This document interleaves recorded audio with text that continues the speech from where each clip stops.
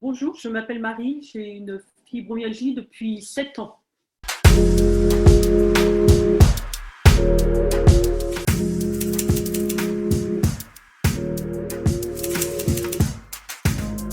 La relation avec le corps médical est très compliquée.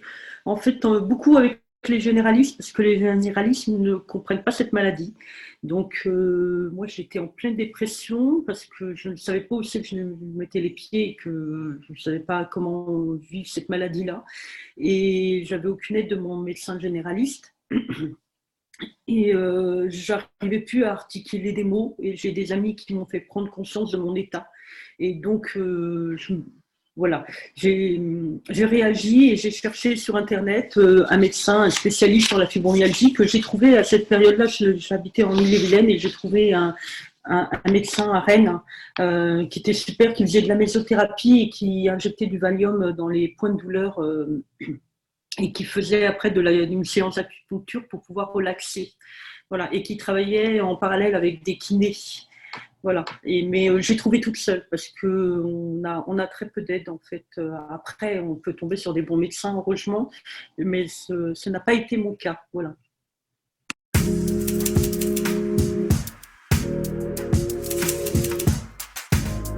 Alors, je vais vous parler d'une expérience que j'ai vécue. Euh, quand on disait la fibromyalgie, est-ce qu'on force quand on est fatigué, est-ce qu'on va jusqu'au bout? Ça m'arrivait de le faire et j'en ai payé vraiment le prix parce que j'ai eu jusqu'à une paralysie, je pouvais plus bouger.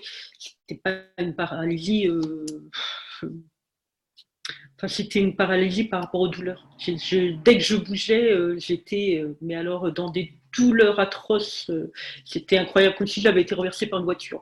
Donc j'étais chez ma sœur à cette période-là. Donc elle a appelé les urgences, les pompiers sont venus me chercher et m'ont amené à l'hôpital.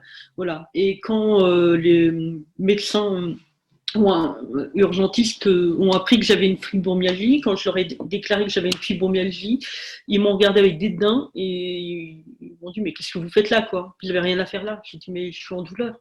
Oui, bah, vous restez chez vous, vous prenez des cachets, vous attendez que ça passe quoi. Mais on n'a pas de temps à perdre avec vous. Voilà, c'est ce genre de commentaires qu'on peut avoir avec les médecins qui n'ont rien à faire quoi. Donc voilà, qui est encore encore des médecins qui comprennent pas, qui voilà, ça arrive, voilà, il faut faire avec.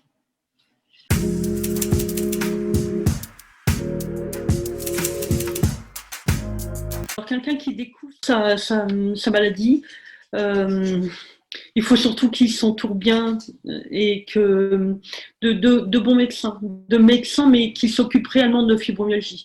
Pas de médecins généralistes, même s'il y en a qui sont un peu mieux que les autres, mais j'ai un bon médecin généraliste, mais elle me demande jamais comment je fais. Hein. Ça, on évite la question parce qu'on sait très bien que ceux qui ont la fibromyalgie, ils vont mal et ils vont le dire. Donc on leur pose pas la question. Donc il faut s'entourer vraiment de médecins qui s'occupent de la fibromyalgie, des médecins qui se sont spécialisés là-dedans. Parce que sinon, c'est très très dur de s'en sortir tout seul. Donc vraiment, essayer d'expliquer aux gens aussi à l'entourage de ce qu'on vit, même si on sait très bien qu'ils ne vont pas le comprendre, puisqu'il faut le vivre pour le comprendre, mais quand même essayer de l'expliquer. Et puis le dire, le redire tout le temps, parce que comme physiquement ça ne se voit pas, ben, les gens oublient. Voilà, mais faut pas baisser les bras, parce qu'il y a des moyens de se sentir mieux, mais il faut qu'on les trouve nous-mêmes. Donc à chacun sa méthode. Et il faut trouver sa méthode. Et ça met du temps, mais il ne faut pas baisser les bras.